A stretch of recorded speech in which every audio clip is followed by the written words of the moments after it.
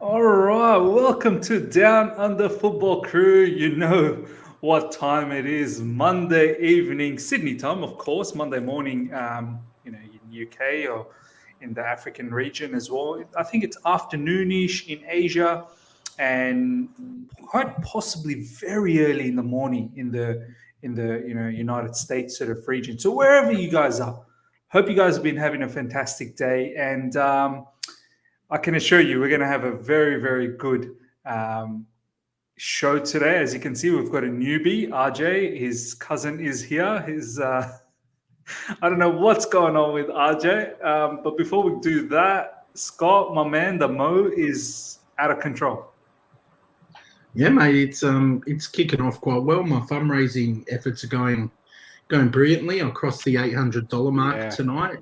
My target was 1,000, so I'm getting there. But obviously, for those who aren't sure, it is Movember. It's a fundraising challenge that I take pretty seriously because obviously it's for mental health, men's prostate, testicular cancer, all those things. And I think sometimes with mental health, for men, it can be something that we're told to, just suck it up, move on. But it's not serious. Into it.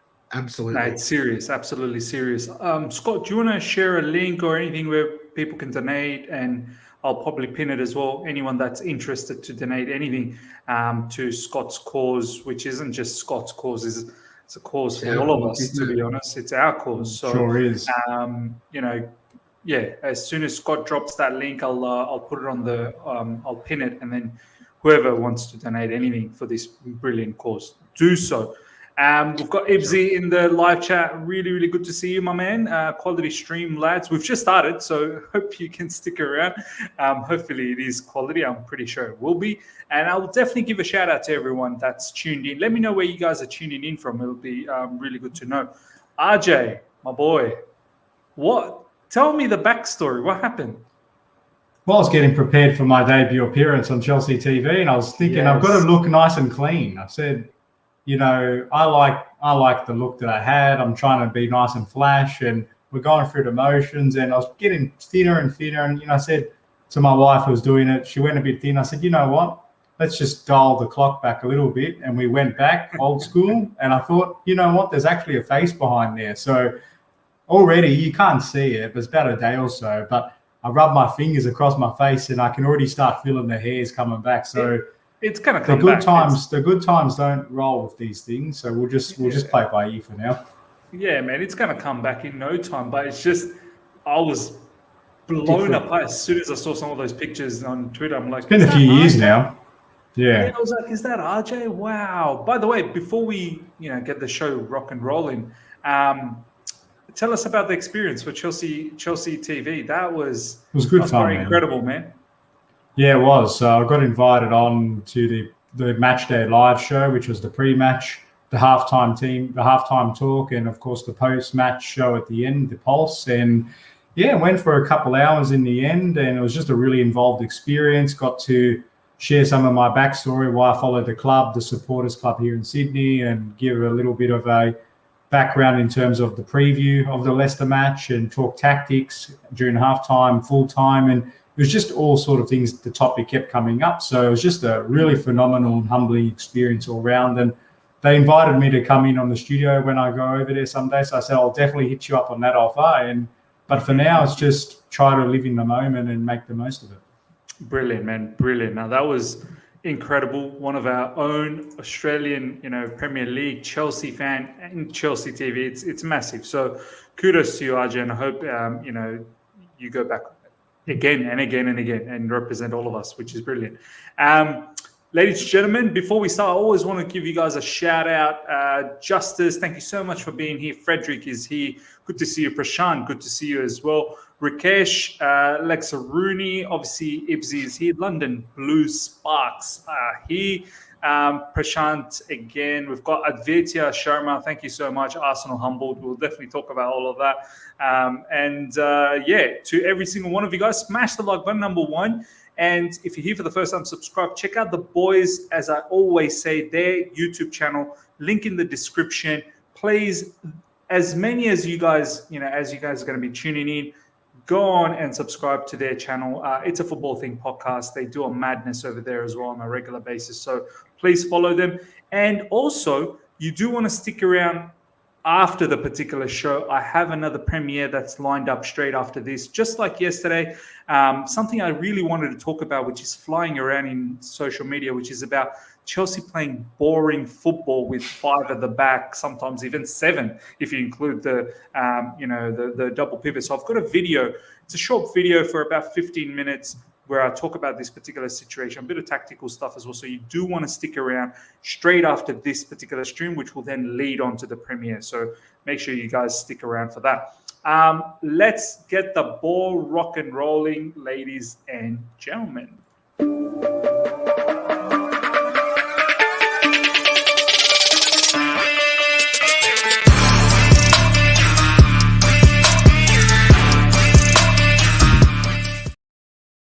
All right, here we go. So let's get the show rolling. I mean, boys, what do you want? I sort of want to warm up to the Arsenal situation. I want to get it out of the way. Let's just get it out of the way, man. I want to get it out of the way because there are things that I want to talk about that. So I want to build up to. Okay, let's talk about Man City first. I think another routine victory for them. But what I really want to talk about Man City, I'll go to you, RJ, first, and the live chat as well. Let me know what you think about City's, I suppose, progress this season.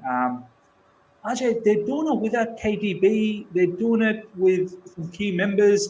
Obviously, they don't have a striker, but that didn't bother them before anyway. But the other thing that's noticeable as well, RJ, Cole Palmer, yet another one of those academy players coming on. And I think there was another one in the bench as well. I can't remember who it was. Obviously, Foden was, one of the biggest stars that's come out from the academy. And really, lighting up Man City at the moment, and obviously now with Cole Palmer. RJ, for me, they're still a massive threat. I know they have that odd loss here and there, but for me, they are the proper thoroughbreds. Do you know what I mean? Not to say Liverpool isn't, but I feel like Liverpool has weaknesses that can be exploited.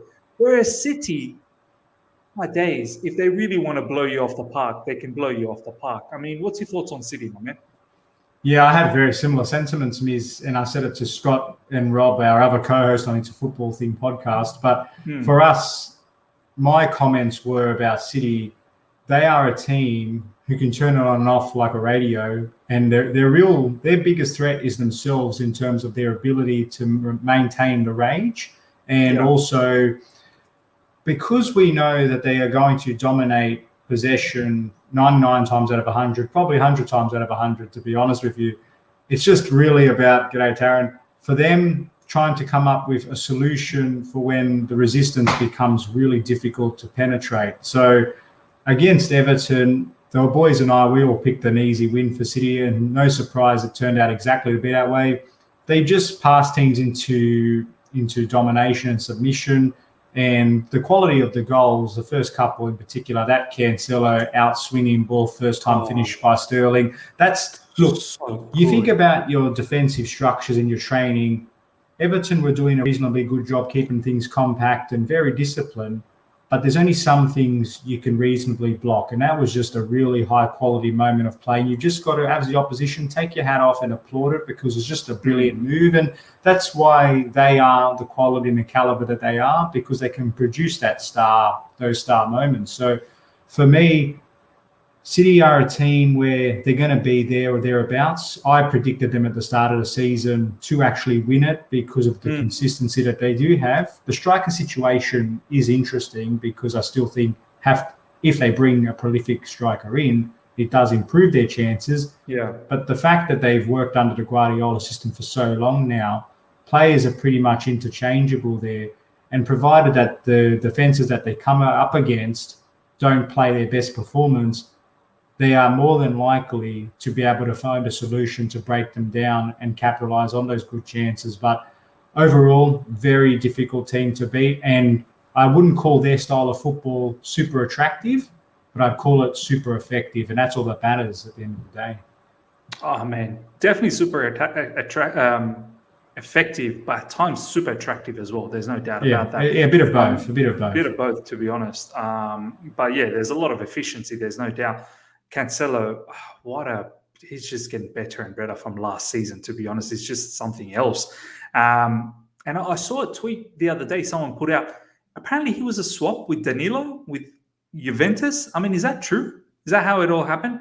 Danilo went to Juventus and Cancelo came from Juventus to City. I mean, live chat, let us know if that's the case, because I believe so. That's quite mad from Juventus. But then again, I don't even know if that's really mad, because that's probably Pep Guardiola doing his thing with Cancelo and then just evolving him. I mean, Scott, I'm looking at the table. Man City, 26 points, just 3 behind Chelsea at the moment, 1 in front of Liverpool, 12 games played. They're always good for that 15, 16 wins in a row. And I feel like they're slowly cranking it up. This is the time where they sort of blow all the other teams apart on a general sort of notion when they do go on and win it. Do you feel this is the case again that may happen, or do you feel, there's no one running away? I think it's going to be a tight sort of Liverpool, Chelsea, Man City race. Yeah, no, look, I think it's going to be tight. Absolutely. I don't see anyone running away with this league. You're seeing it now with the Premier League. I feel like we say this every year, but I feel like it's getting closer and closer and closer. We're starting to see a little bit more, it's a bit more condensed towards the top. I did tip Chelsea to win the league at the beginning of the season. I still stand by that. I do think Chelsea will win the league, particularly if you can get Lukaku firing at some point. But City are going to be there or thereabouts. They do have, my opinion, and I know it might be controversial, shouldn't be though, based on achievements. I think Pep Guardiola is the best manager in the league. At this point in time, I don't think Thomas Tuchel or Jurgen Klopp are far off, maybe a pinky away, but I just think Pep knows this league quite well.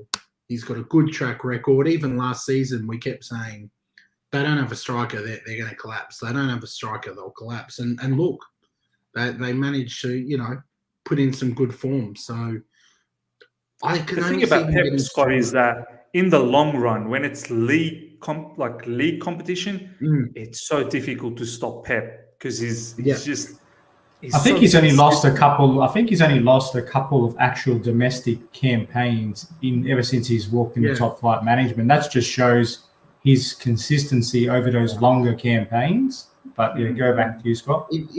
Look, I just think the one thing that scares me as an Arsenal fan, not that I think we're anywhere near a title or anything like that, but I don't think we've seen the best of City or Chelsea at this point. I think we've seen Liverpool peak.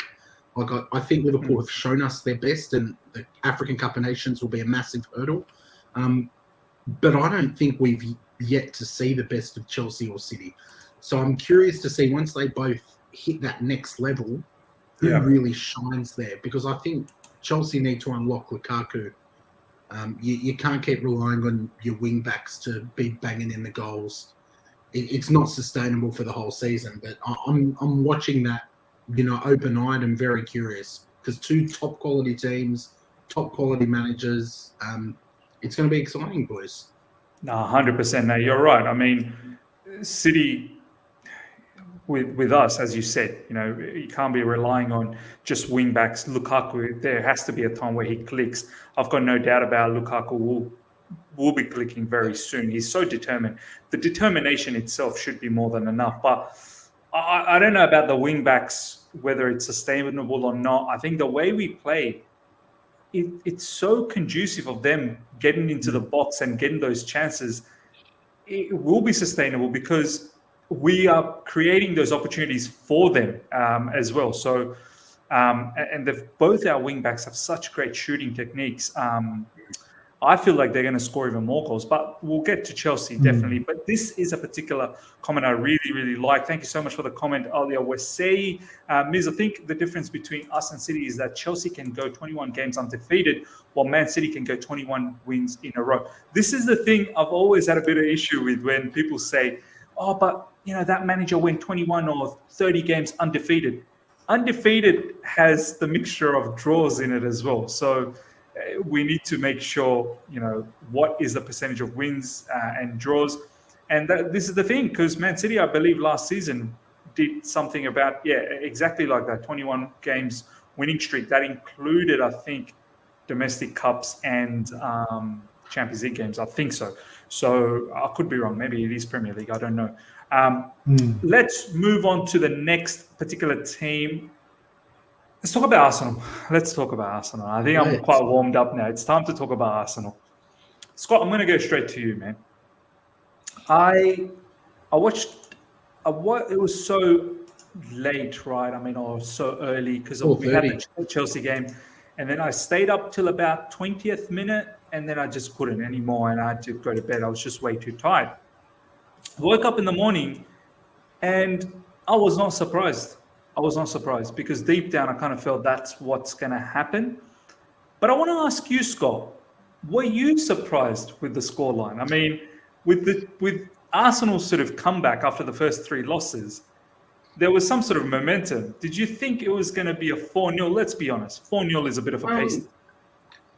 Look, prior to the match, I was, kind of on record on streams. That's the beauty of live streams and YouTube. Everything you say can and will be used against you.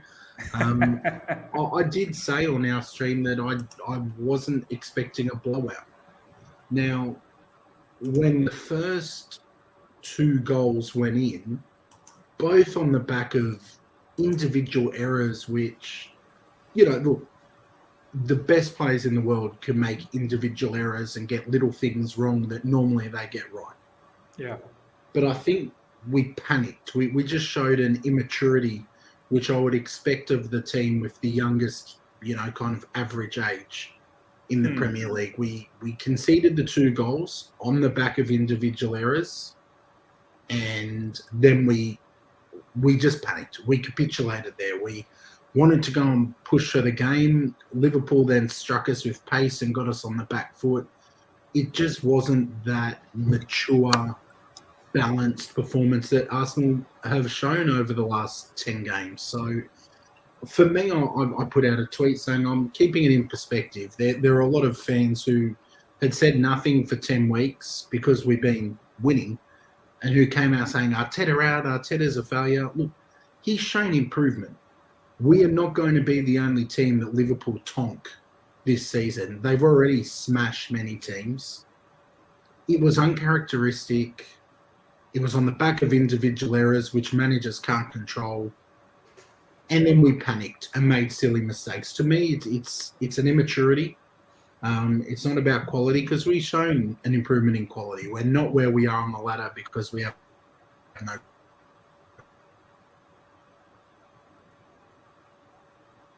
He's got some issues with his internet. Scott. Sorry. Is it on? Look, there he's am I back now? Yeah. Yeah. Look, we'll move. We'll move. To me, the next match against Newcastle is the most important because it'll show me if we're going to take that beating and hold on to it, or are we now going to just get back to what we were doing so well? The next one is huge. I want to ask you some serious questions before I go to RJ. I mean, you talk about the 10 games, right? The way I look at it, I don't want to discredit Arsenal one bit. Some of the performances against Aston Villa and Leicester, they were magnificent, to be honest. But this is what I want to say. You guys played against Brighton. And Brighton, I personally feel, should have won.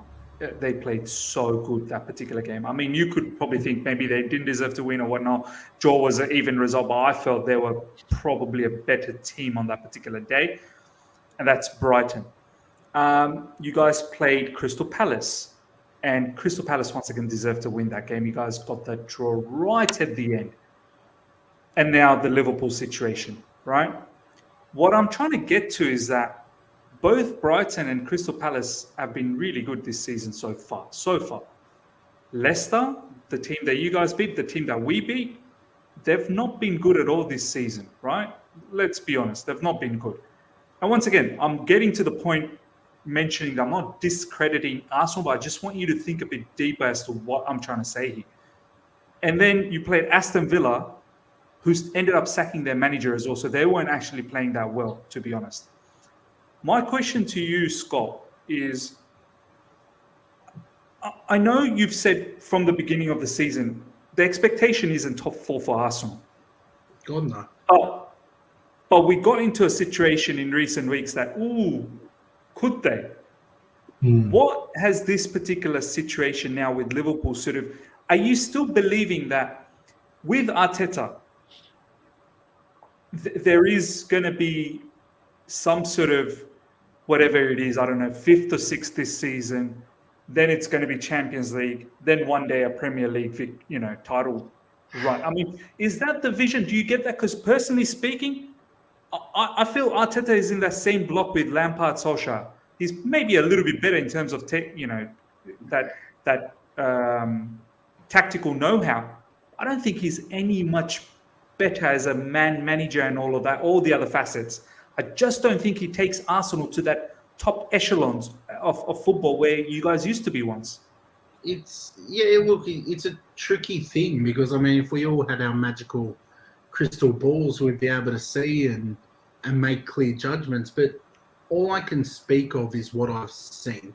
And what I've seen is improvement. And that's all I want to see. If we have another season where we finish, 8th, even if we finish like 7th, it's probably not good enough for me. I need to see clear improvement, especially considering he was backed. What can I see that's tangible? His signings, I think, have been good the last window. Ramsdale, phenomenal. Yep. Tomiyasu has been good. Tavares has been good. Tavares had a shocker against Liverpool, but been good. So what am I seeing? I'm seeing that we've had some really good form. We've brought in some players under his watch that I think have added quality to the squad. And I'm seeing that we're 3 points off 4th. I'm not hitting panic stations because we got smashed by a far superior team. Liverpool are far superior to us. The thumbnail that you've put on today for this show clearly shows 3 teams. And they are the 3 teams that are in that top echelon. We are not in that top echelon. United potentially will be if they get their manager right. They've got the squad, not the manager. But yeah, I'm just not hitting panic stations. I would be a massive hypocrite if I sat here and said, no, Arteta out right now, because he has shown improvement. And if I haven't been shouting Arteta out for the last 10 weeks, to turn around and do it now because we lost to Liverpool, I think is unrealistic. I said no one should learn on the job at Arsenal, but at least he's learning. Brighton made it difficult for us. Palace made it difficult. But there are no easy games. And we've seen it with Chelsea. Chelsea have struggled to break down some of those teams that may set up the low block as well. Credit, you have broken them down. But it's been a struggle. There have been some games that Chelsea have probably edged that maybe they didn't deserve all 3 points as well. But you know what? The difference between this comparison is that we never look like we're going to be losing against a team. Whereas I've seen Arsenal, especially Leicester, you guys did well to get 2-0 up. Leicester piled it on in the second half. They piled it on. And if it wasn't for Ramsdale, I don't think you get away with that particular game. And there's been quite a few matches within that streak where you got away. And not to say we didn't. With Brentford, we got away as well. But look at Mendy's performances. The last 20 minutes. The last 20 minutes of Brentford. But Mendy has been a spectator in many games. Many games, he's just been sitting there doing nothing. Burnley got a draw against us where literally that was the only opportunity that they had. Besides that, Mendy was just sitting. Yeah, Mendy was just sitting deep. I mean, RJ, let's go to you now. This commentary from Marvo, Arsenal unbeaten run was a fluke. I mean, no, I don't agree with that. What do you think about that? No, but I think I was on a similar wavelength to you, Miz, and the only quick observation I would have made is Arsenal have made progress since the start of the season. They've evolved in the sense that they've gone on to put the bad start behind them and actually gone on to win games and perform better against teams that are frankly in the same or lesser category that they are currently in. So if they're not shaking the world by any means, but they're also competing in and above themselves just because of where they currently sit. But the most interesting observation is against the teams above them, there's a clear gulf in class. 4-0 against Liverpool, 5-0 against City, 2-0 against us, and we probably should have won 3-4-0 as well that game. Not happening, man. I've got to cut you off. You can't count the City and Chelsea games when we had a COVID-ravaged squad. We didn't have our team. We had no Gabriel. We had COVID through Lacazette and Aubameyang. We started the season with Balogun, who has. And we had Romelu Lukaku's first game. He hasn't played for Chelsea before. From a chemistry point of view, you can't say that. Champions of Europe. And we just finished top 4 last season. We just finished top 4 last season. You are the champions of Europe. How can you guys be? Which is a cup competition. Chelsea and Arsenal are level teams in expectations. No one said that they're level. Who said that they were level? All I said is the teams above you clearly separated the golfing class, but Arsenal are doing a good job. It's ridiculous to bring up. No, it's not, because the point I'm making is Arsenal's not playing bad. It's just that there's a clear separation between them and those above them. So they're doing a good job to even be competing, but they got absolutely touched up against Liverpool. Not every team has been touched up. Even Southampton is. They drew against Man City. Did they get touched up? This is what I want to point, and it seems like I don't know if Scott's letting the emotions out enough. I feel like he's okay with the 4-0 loss to Liverpool to a degree. I feel like I could never be okay with that. I get your point, Scott, that Liverpool's going to paste a lot of teams, but they will. They're not going. They shouldn't be pasting Arsenal, man. Like, you guys just been playing well. They pasted United by 5. Of course, they're going to paste teams. Rubbish. Watford pasted them for 4. Do you know what I mean? That's not a good comparison, right? You guys, Chelsea, are very spoiled. You are the champions of Europe, but you still look at us thinking we're not where you are. You misunderstood my point entirely. All I said was Arsenal did a good job in that block, but to be getting hammered by those teams above them when not every other team is being hammered, you can be compared. How come Southampton get a 1-1 draw against City? Are they the same quality? Brighton got a 2-2 against Liverpool. West Ham beat them. There were 2 individual errors, big individual errors early on. And they made them. That's right, absolutely. But if you watch the whole game, you can very clearly see a storyline.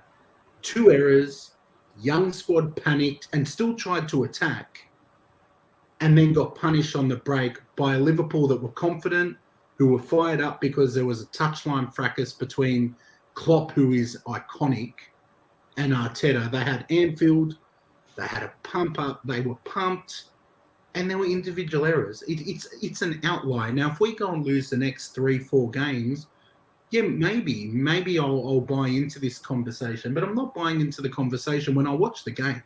I understand the narrative. I followed the narrative. And I'm not even looking at the first 3 games of the season. Oh, what about the games then, like Miz brought up? Very different. You guys did not deserve to win against Palace. You sort of fluked the draw. You should have lost against Brighton, but you didn't compliment. Yeah, well, then you make your own luck against City when you lost 5-0 and 4-0 then against Liverpool. So you can't have it both ways. You can't. You're talking nonsense, man. Okay, fine. I mean, look, we can probably sit here and talk about this and go back and forth. But I want to ask you a final question, Scott. When is it not acceptable to lose 5-0 against City, 4-0 against Liverpool, 2-0 against us? When is it not acceptable? Probably when you have your squad and you're not playing 21-year-old kids for their Premier League debuts. That's probably where looking at the first games. But against Liverpool, it's never acceptable to go and get smashed on the road. But there's a difference between accepting and understanding. I don't accept the result. If someone said, will you be happy with 4-0 at Liverpool at Anfield? Absolutely not. Who would? But do I understand, having watched how the match played out, why it happened and how it happened? Yes, I do. I understand that they panicked. They are young. They're a very young team with a manager who is learning. These results are going to happen. We were getting relegated a few weeks back. I'm not going to go melting down and say that this Liverpool result's broken our whole season. It hasn't. It's not broken our season. There's a long way to go, boys. It could get bumpy. I don't necessarily think it's about meltdown, and I feel it's about and I know you're going to say, oh, you Chelsea fans are so spoiled, and I hate it when you say that because we're not. And I want to see what RJ has to say about this.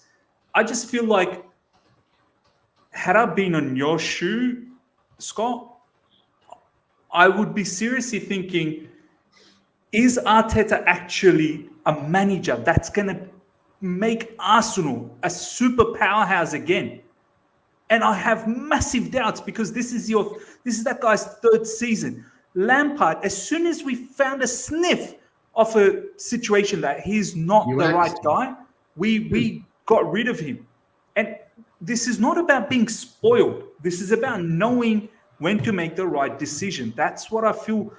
Arsenal, for some reason, they think, oh no, we don't want to change managers because that's not what we do here. But isn't the whole notion about how to get back on top of world football again? I mean, you guys were balling out in Europe not that many years ago. We were never on top of world football. We're always, and we still are, a very big club. The fact that you're a big club, but you're not relevant in Europe anymore. The fact that we live in the heads of opposition fans shows of course, we're not in Europe at this point. We haven't been in the Champions League for many years. However, do I think that we could potentially qualify for the Champions League again under Arteta? Absolutely. Absolutely we could. We're 3 points off at this point in time. And he managed to turn that around after the results that you guys keep bringing up from the beginning of the season. So, which is a fair observation, and that's all we said.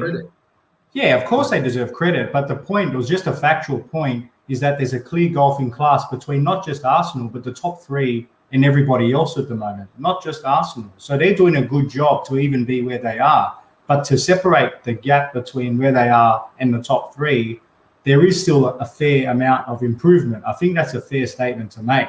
Absolutely, man. We spent a lot of money this window, but we haven't before. Incorrectly spent. Drop 100 mil on Lukaku. We can't be in the conversations for a Haaland. You are a very different club, and I hate the fact that we're a banter club, but then Chelsea fans, for example, will sit there and say, look, you should be where we are. You should be where we are. No, we shouldn't be where you are at the moment. Give us time. See how you talk about Lukaku. We can't challenge for. You don't even need Lukaku to be honest. I don't think you need a Lukaku type. I don't think you guys need Lukaku at the moment. Perhaps, but that's a different story. You guys, I think, recently have been in conversation with Vlahovic, who's absolutely balling out in Fiorentina. Very good. Spurs are now on the back of this. Are you going to be telling me, Scott, that Arsenal shouldn't be doing their level best to get this up-and-coming baller? I mean, literally, last summer window, we didn't know too much about him, but this season, he's been absolutely... He's top three. He's one of the top three strikers in the calendar year. RJ, you watch the Italian Serie A, so you know about Vlahovic. I mean, tell me, Scott, that's not a player that Arsenal shouldn't be interested about. 100%, especially when Lacazette's contract's due to expire, and Aubameyang has done a Mesut Ozil at this point. Of course, that's someone we should look at. And now, when you talk about Spurs, that's a club that we should be in direct competition with at this point in time on our journey. Spurs touching us up 4-0. You think this is angry Scott? This isn't angry Scott.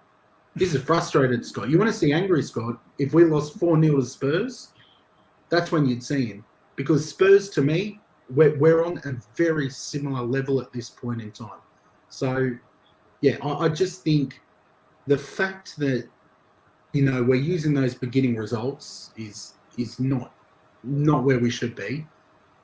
And to think that Chelsea and Arsenal have the same ambition or should have the same ambitions this year is crazy. It's crazy. No, well, to be honest with you, the first two games, you talk about the two teams that are in the top shelf. The fact is, it's the start of the season. Nobody's hit the ground running. If any time you'd want to verse a good team is at the start because they haven't had time to develop a rhythm yet. So, to be honest with you, City have had a few banana skin results. Liverpool have had a few banana skin results, and we could have equally had some against Brentford and Aston Villa. So I can't sit here and accept that Arsenal can't touch these teams. I just think on their day, they were handsomely showed up against, and that was the reality of it. I think Chelsea approach a game against Arsenal different to Burnley, though, RJ. I think your players and your fans... Yeah, I think you do. I think you take... We live rent-free in your head, so I would assume that you would come into our games full of fire. Well, we actually dominated Burnley. The only thing we forgot to do was score, as Tuchel said. But it's all the same to us. We should have scored more. But anyways, it is what it is. We'll see how this whole Arsenal situation transpires. Obviously, Saturday, I think early kickoff, Arsenal versus Newcastle. Obviously, Chelsea's playing on the Sunday. And maybe I was actually going to ask you privately, Scott, but maybe I'll just open it out over here, but then you can reply to me later on. If you want to do a watch along, I'd love to do a watch along that particular match on this particular channel. So if you're keen, if you want to watch it separately, that's fine, because I really want to do a watch along on that match and actually see what Arsenal's game's all about against Newcastle, who's absolutely fighting for relegation at the moment. So that'll be keen. RJ, if you're keen as well, mate, happy to do a watch along for that Arsenal game, because I think it'll be interesting to see what Arsenal's up to and really get into the nitty gritty of, are they really progressing? Do you know what I mean? That'll be interesting. But you guys can respond to me later on. But yeah, ladies and gentlemen, I'm really keen to do a watch along for Arsenal game. Do something different as well in the channel. Mix it up a bit, because Saturday there's no Chelsea game, so we'll throw that in. If you guys are keen, do join up for that. Let's talk about Chelsea now. RJ, that was the finest performance away from home. Forget away from home. That was the finest performance of the season for us so far. Complete from first minute to the 90th minute. Probably in the second half, the first 10 to 15, they looked like they were sort of trying to come. They gave a good fist of it. Yeah, it was quite natural. Obviously, they're not going to sit back. They're going to try and get the game when they're 2-0 down. But they had nothing. They literally had nothing. A couple of long-range shots, that deflected shot from Marty. Great, once again, from Mendy to have those reflex saves. But they genuinely did not create anything, and we probably should have scored 6 or 7 once again. RJ, for you, was that a statement sort of victory that, okay, the engines are starting to warm up now? Here we go. It's getting serious. Is that how you felt? It was undoubtedly the performance of the season, but I'd even stretch it far back and say it was Tuchel's best Premier League performance since coming. Like, he was that convincing. When do you walk away with a 3-0 saying, you know what, that was actually not flattering enough? It was flattering for Leicester that they only lost by 3. And that's all, if with all respect to Leicester, because I'm such a big fan of who they are and Rodgers, but they're going through a real problem period at the moment. Their defense is uncharacteristically very vulnerable. Set pieces, they look very shaky. And against Arsenal, credit again to Arsenal, they completely blew them off in the first 30 minutes. And we did the same thing. And I think the thing about us is that Leicester, they tried to match us man for man. They got it wrong. We completely bypassed their press. And individual quality and the energy from minute 1 through to minute 90 was just on a different planet. And I was just so pleased, Miz, because, as you know, the past international games against Brentford and against Villa, we were very sluggish, but managed to show the credentials of title contenders and just be resilient and dig in there. But this game, everything worked. We had 3 disallowed goals, put 3 away. Schmeichel came up big against Chilwell. The crossbar came up big against Chilwell. And we were just all over them. Even our substitutes, Pulisic and Ziyech, our Moroccan magician. I wish we could replicate 80% of that performance every week, and we would cruise to the title. That's how good we were. For sure, man. Everyone looked up for that particular match. One point that I really want to say, which you've just mentioned, that press. Every time they pressed, we were so good at defeating their press. And luring them in. And this is a strategy, though, as well, RJ. Suck them in the way we build up. So sort of invite the press. And as soon as they sort of bring their line forward, we beat the press and then open them up in the midfield. That's why N'Golo Kante drove through and obviously scored that screamer of a shot. RJ, Scott, did you get to watch that match at all? Chelsea-Leicester? No, just saw the highlights of that one. But domination, pure domination. Very, very good performance. Not a lot to say. You're actually, I think, playing better without Lukaku, to be honest. So Thomas Tuchel's got some very tough decisions to make when he comes back, because you're looking better without him. Let's talk a little bit about let's talk a little bit about this now. Obviously, we're talking about Chelsea. A lot of people are saying this, that we play a little, we play better, we're more fluid. Lukaku is sort of like the the fixed figure in the middle, and then you have all these other players that needs to do all the other heavy work. He doesn't necessarily drop deep either.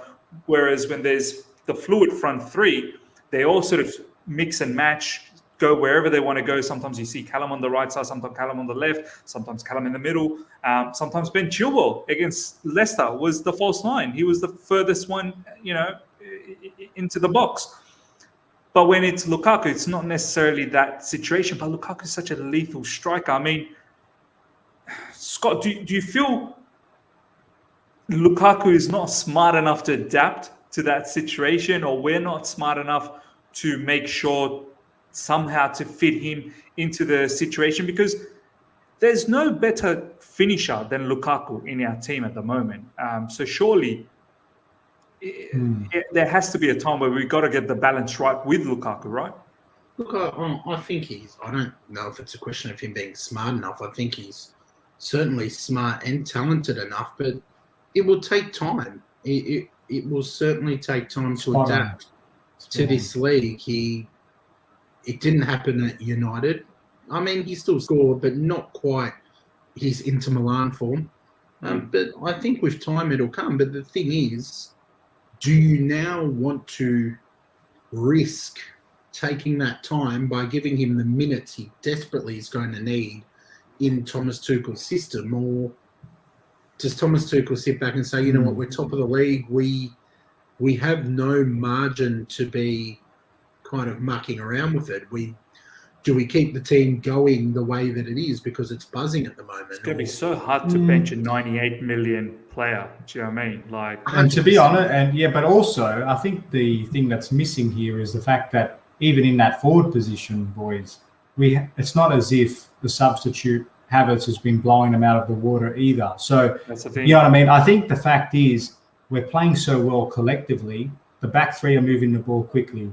The pivot, whoever it is, they continue to connect front and back very well. And obviously the key to success is the width created by Chile and Reece James. Yeah. And I'm not to say that Cho, who's been doing well, Mason Mount and Havertz, they haven't been in purple patch. I think it's fair to say.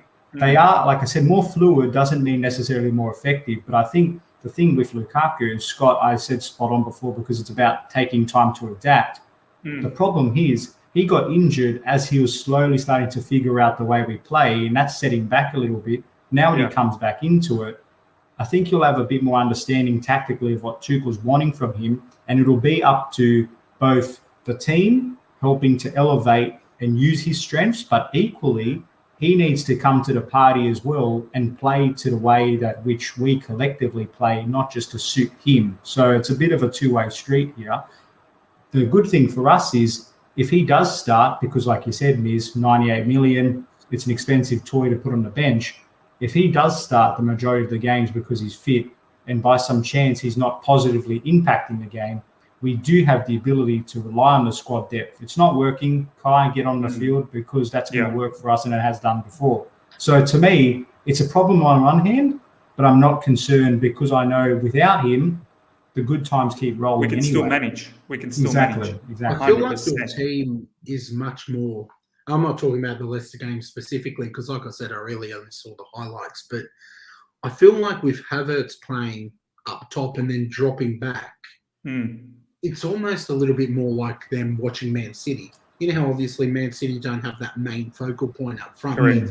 The midfield is so dynamic and free. And as a defender, you're probably thinking, which one of these guys is going to make the run forward? Where should I be? I feel like your team as a whole is more fluid without Lukaku in there. It's a little bit like Ronaldo at United.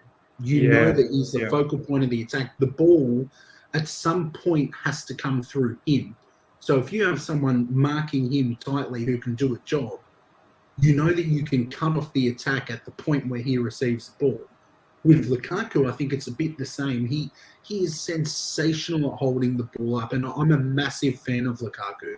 You guys know that. I defended him when you guys signed him at the beginning and people were unhappy. But I just think he needs that little bit more sharpness because at some Yeah, point, more as a mobility defender, as well. I know it's coming to him. I know that Lukaku's going to receive the ball, and if I can cut the attack off at him, it's a little bit easier for me. And this is the thing, Scott, straight after the Arsenal game where he balled out, and since then, I think your man, what's that defender? I keep forgetting He his hasn't name. played. Pablo Mari. I don't think he's played. played. But you know what, Scott? Since then, every team has put 2 defenders on Lukaku, and it's made our life very difficult to the point where Lukaku had to come out publicly and state, "I'm not only a hold-up striker. I like the ball behind." But my man, it's very difficult to put the ball behind you if you're not moving. That's why there's got to be movement. You got to drop deep sometimes. This is what, as much as RJ is right, and I've said it many a times as well, I don't think Havertz has completely held on to that striking position. But the thing that Havertz gives is what you've said, Scott. He drops deep, creating space behind, and the defenders don't know exactly what they need to do. And that's what creates chaos at times. And then there's times where Havertz has been instrumental, where he drops deep, releases Cho then whips in across for Ziyech puts it in against Malmo. So it's even the other front three as well, Miz, because look at the Leicester example. We know Chile keeps making these runs in deep, so that puts the defenders at 2 nines. But then you've got the likes of Mount and Cho, who they're meant to be the front three. You saw them many times dropping in. You saw Reece James making runs through the midfield. So the whole point is that whatever the lineup is structurally on paper, it's the continuous movement on and off the ball to keep the defenders guessing. Is Rudiger going to play a long pass to Chile? Are they going to play a short pass and try to get Conte running through the middle? You even saw for the third goal, Trevor Chalobah ran 50 yards basically untouched to release Ziyech down the channel. Yes. The whole point is because you saw about 4 or 5 bodies in motion, and poor Leicester were just running around like headless chooks. Like they just didn't know what was going on. And that's the key to our success, really. Absolutely well said, Arjun. And it's so underrated that we've actually got ballers from the back. People keep talking about our back three. And this is the video that I have, ladies and gentlemen, before we address this question to Scott and then move on to the next team. First of all, over 130 live right now. Smash the like button. Get the likes up to 100. We want to get to 100 likes for the stream. You guys have always helped out the channel to reach 100 likes from the stream whenever we have more than 100 plus people live. So let's get the likes up to 100 straight away. And if you're here for the first time, subscribe and make sure, ladies and gentlemen, honestly, I sincerely ask each and every one of you guys, check out the boys. As you saw, it kind of gets heated. We don't just muck around here. We talk about proper footballing stuff. We challenge each other as well. The boys do the same thing on their channel. Check it out. It's a Football Thing podcast. The link is in the description. Over 100, nearly 140 right now. Make sure you subscribe, please, to the boys' channel. And get the likes up to 100 straight away. 100 likes for the stream will be amazing. And also, make sure you stick around till the end of the stream because there's another video that's premiering right after this, which is about apparently Chelsea play boring football. So I've done a bit of a tactical, analysis over there and a few other bits and pieces, some clips of other YouTubers that are talking about us. So you do want to stick around for that. Scott, just quickly, do you want to address this and then we'll move on to Spurs? Ibs is saying, Scott, do you think Chelsea should have moved for a striker like a Firmino instead of Lukaku? Obviously, we can hold our Chelsea, opinion on that on another stream. But I want to see what someone outside of Chelsea thinks about this. Scott, what's your thought on this? Oh, look, I think Lukaku is a baller, absolute baller, and I think he will get there. And to me, it's not a matter of if, it's when. And once he gets that time to be consistent, the injury got in his way, he'll be great. I agree with this. Thomas Tuchel will unlock him. And you don't spend 98 million or whatever on a player that the manager doesn't want. So I think you guys need to trust in Tuchel. He obviously has a plan, or you wouldn't have signed Lukaku. So make it happen and make sure you subscribe as well. I'm not done with RJ. I'm still not happy with him. I'm just warming up. Round 2 tomorrow night. It's going down. I'm coming back for more. I'm not happy. You know what? You two just be real with each other and also with Rob as well. Just lay it onto each other, honestly. I think that's what people want to see. Don't you worry. I'm coming in all gunners blazers. All right, let's talk about Spurs now. I'll go to you, RJ, on this one first up. What about bad boy Antonio Conte's passion celebration right at the end? Yeah, doing these ones. I mean, we all know about that. You have to love that. You need it in a game. I love that, man. I mean, we know that from our Chelsea days, and it's so contagious. Like the fans really get behind that. They get into this roller coaster of a ride. A lot of people are thinking, oh, this is going to implode. This is going to happen, this and that to Spurs. Daniel Levy is going to do a dirty on him. And, Antonio Conte will do a dirty on Spurs just the way he's always has with every other clubs. I have to say, there must come a point in life where everyone learns a lesson and they sort of get on with it and sort of start realizing what damage they can do. They can't just simply go on with the same notion over and over again. I think Thomas Tuchel said it himself. There's been too many times in his career where he's had head clashes with the hierarchy, whether it be in Dortmund, whether it be in PSG. And he's sort of said before joining Chelsea that he's learned a lot of stuff and he's understood, I suppose, the politics side of the game, I suppose. And he knows when to say and when not to say these days. RJ, what's your thoughts on Conte? Because I feel like Spurs will do really well with Conte. I think so too.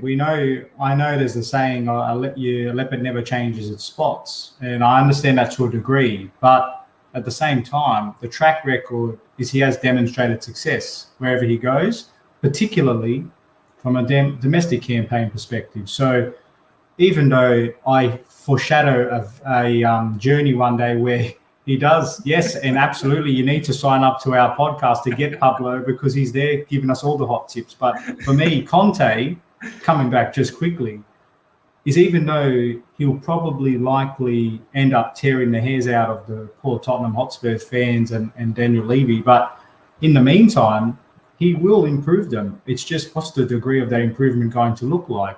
Is he going to win a couple of titles or like trophies? Is he going to make them in part of the relevant conversation again? Or is he just going to improve them just enough to make sure that they avoid a calamitous collapse? He woke them up in the second half. It was a major change in performance. And that's, I've to not me, seen a Spurs concern. like that. Spurs are generally, if they're playing bad, they're playing bad. All game, they're playing bad. And they don't get that sort of wake-up call. Yeah. Conte got a big wake-up call. But I wonder if that's a broader theme of the weekend in terms of the new manager bounce. We saw Stevie G, we saw Conte, Eddie Howe to an extent with Newcastle. Like, I wonder, and Dean Smith at Norwich. So I wonder if it's just one of those situations where the players got a big rocket up the backside, but tactically speaking, they were a lot sharper. They were a lot more aggressive. I'm just keen to see now some of these players that have been on the fringes of, are they a good player? Are they a bit, how's it going? Yep. But I think under the system he plays, the players such as Højbjerg, you got players like Tanganga and as a wing back, Reg, exactly, and Ndombele, these kinds of players, I want to know what they're truly about. So I think, if anything, we saw what he did at Chelsea and Inter with some of the players that we would have maybe discarded or said they're not really our caliber. He's found a way to pull a diamond from the rough and convert the impossible into possible and really get the best out of some players that might have otherwise been, again, discarded. So I hope he doesn't. I hope it does sink the ship a lot quicker than we'd like. But I've got to be honest, Spurs are going to be one of those teams that are going to be a bit of a thorn in the side for not just, the mid-table teams, but even the top end of town, because he's super competitive and they're going to be a lot fitter as well. The way he likes to play. They're already complaining that he's too difficult at training. So it'll pay off for them, I think. Soon some of these players are going to know about the suffer ball very, very soon. Scott, I'm looking at the table. Spurs 7th, 19th. Wolves 6th, 19 points. Wolves they're not getting talked about enough under Bruno Lage, and they've had a very erratic start, lots of losses, but they probably didn't deserve to lose some of them, to be honest. Man United is one of them, and Spurs was also another one. Arsenal, 20 points. Scott, what's your thoughts on Spurs? And are you worried? I mean, Conte not bothering you at all? Arteta, you're confident we'll finish ahead of Conte? Yeah, confident. You can clip it, mate. Clip that one, mate. Clip that one. I got him, boys. I got him. Clip it, mate. Clip it. Listen, let's not. See, this way you two sometimes. I love you both dearly. You're good guys, but sometimes you both. I just feel a rage burning up inside. Like we've had Arsenal. What is he talking about, Miz? What is he talking about now? I don't know. It's an Arteta excuse incoming. We've had Arsenal go 10 games where we beat some good teams, and then we have one outlier against Liverpool. And some rubbish teams as well, be honest. Hold on, man. Let me finish my point. No, don't let him finish. So we've had that, and every week me is, Arsenal, I don't know if they're back. I don't know if they're good. Arsenal, I don't know. Spurs scrape against 16th or 17th place Leeds. Leeds had 57% possession. They had 7 shots on target. Spurs 4 shots on target. And you guys are giving me the impression that you think Spurs are something to really worry about right now. It's Conte. Leeds have been. It's Conte. Awful. It's not Arteta. It's Leeds Conte. Leeds have been awful. Yeah, but it's Tottenham Hotspur. Harry Kane still doesn't want to be there. I don't care what anyone says about Conte. Kane doesn't want to be there. It's in isolation, though, isn't it? It's the context, though, isn't it? The context, I should say, because they were losing, and you know how awful they've been. The fact that they were losing against an equally rubbish team, Leeds, but without Conte there, they would have lost that game. I think we all agree they would have lost that game. They would have lost 3-0 minimum. One thing Leeds can't do is defend. Yeah, I'm just. Yeah. The same way I said I'm not going to lose the plot about Arsenal getting smashed, I'm certainly not going to be trembling in fear because Spurs scraped one against Leeds at home as well, mind you, where statistically they still got dominated. But we lost 3-0, Scott. Do you remember that? We lost 3-0 to you under Conte, but we drew 0-0 in the second half, and then we went on to win the title. I think the fact that they went and got a win, a narrow one at that, but you can already see the effect he's having on Spurs. So it's not the game in itself that's going to be a curtain raiser, but I think the fact that he's already been able to affect the result is a bit of a microcosm of what he can do, and that's the scary part. Bang on, bro. You boys know Conte more than I do. You've had the Conte experience. So, look, maybe I'm not taking Spurs seriously enough. I hope you're right. Yeah, me too. I want to ask you though, Scott. It kind of seems like you don't rate the Spurs team too much. Forget about the manager for a second, Conte. That Spurs team's not that bad though. I know there's some bad players there at the moment that they'll get shafted out very soon by Conte in January or in the summer. But overall, it's Son and Ndombele, Højbjerg, Lucas Moura on his day could be very special as well. Some quality players, but look, all of us guys do work where we're part of teams. Yeah, we have to collaborate and work with others at various points in our day-to-day work. When there's toxicity in a team, that team is nowhere near as effective as it should be.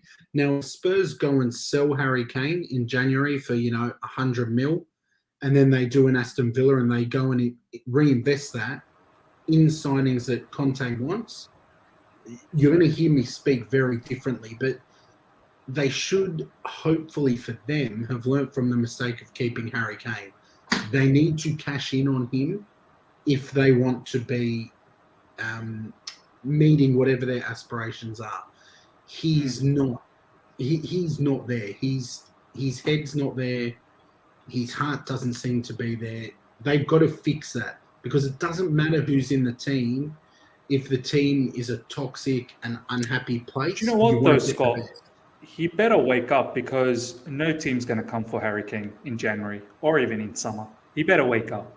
Harry Kane has missed his opportunity to go to City last summer, and I honestly think City is not going to go back for him again. They've missed the boat. So Harry Kane better shape up. He wants to bang in goals for England, against Albania and San Marino, or whatever. He needs to wake up. Harry Maguire. Harry Maguire. Wow. Before we wrap things up, a couple of different sort of scenarios. Well, one still Premier League, but just quickly, boys. Roma player. I don't know if you watched the Roma match this morning. I actually What a watched it because I goal. wanted to see Tammy Abraham. And to the live chat as well, nearly 140 of you guys. Please, let's get the likes up to 100 straight away. There's still 41 likes away from 100. Let's get those likes up to 100 straight away. And if you're here for the first time, subscribe. Check out the boys and their socials in the description. RJ and Scott, I'll go to you, RJ, first up. Felix Afena-Gyan, I think that's his name. Felix Afena-Gyan, 18-year-old superstar, comes in, I think about 65th minute or so, something like that.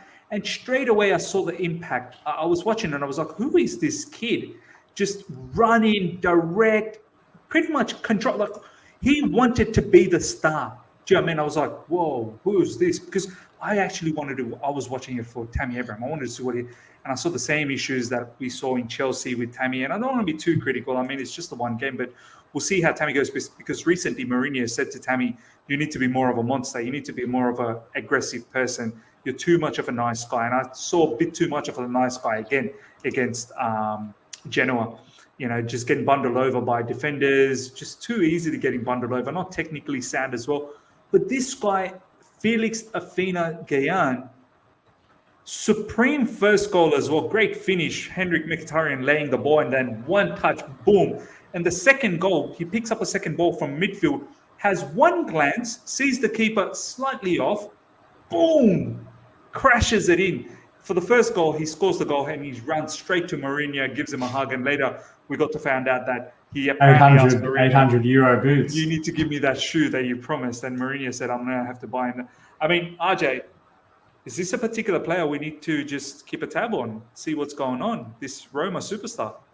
Well, I think the thing is, you don't want to get too excited based on a handful of performances, but, you know, like with any good professional scouting network, they will be having eyes and ears across Europe, South America, and other prominent locations, because they don't necessarily just, and this is from hearing and reading about certain particular scouting networks and just listening to certain podcasts, the profile of the player is what matters here.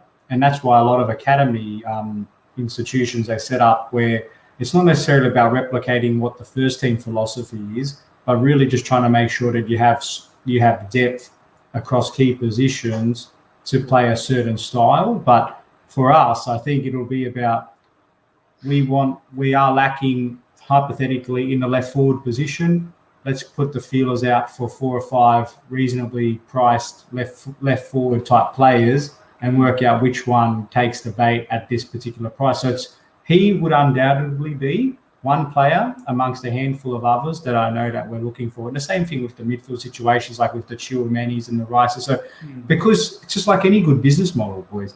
If you've got your heart set on one thing and you lose it, you've got that massive exposure to a whole concentration risk. You've got to have diversity. And for us, he's definitely one to watch, but it's all about the ones that we're not hearing about that I'm equally interested that we're scouting. So I'm very weary about praising in isolation, as our good friend Matisse likes to say, but equally it'd be prudent for us to make sure that we are keeping our eyes and ears for those emerging talents that are on the horizon.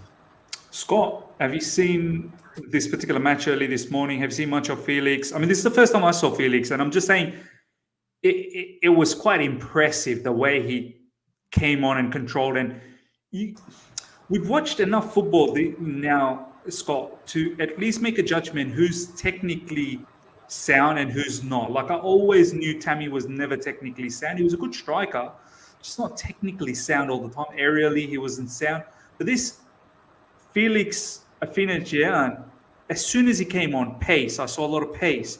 Every time he controlled the ball, looked very, very comfortable on the ball. Every time he dribbled, looked very good with his close control. I mean, Scott, have you seen this particular player at all yet? Look, not enough, to be honest, where I could really comment on it in a serious way. I would just say, urge caution that Serie A to Premier League, and RJ, you're probably the main man to answer this. Who is the last Serie A player who came over and really dominated in the Premier League? I'd probably say the Ballon d'Or contender, Jorginho, at the moment. But there is a. I know what you mean, Scott. Though. Yeah, well, you know what I'm saying, though. It is a chalk and cheese. At a very different pace in the two leagues. It's a very different pace. Although I think it's fair to say that the last 3 or 4 years in particular, the quality has rapidly improved in Serie A because they are bringing a lot of talent coming through and are exporting a lot or importing a lot of it coming in as well, because not all of the best talent can all fit in the Premier League at the same time. So there is a lot of improvement and closing of the gap, perceived gap at least, between Premier League, La Liga, Serie A, League you know what I mean? So I agree. Here's another one. Cancelo.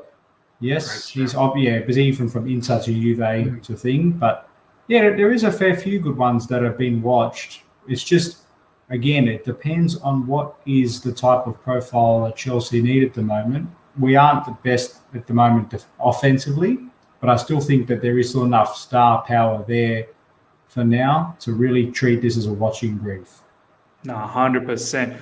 All right, ladies and gentlemen, I did have another particular thing, but we've got the premiere starting in about 5 minutes. I do want to wrap things up. The other thing that I wanted to talk about was some of these Liverpool fans, and maybe it's something we can talk about next week.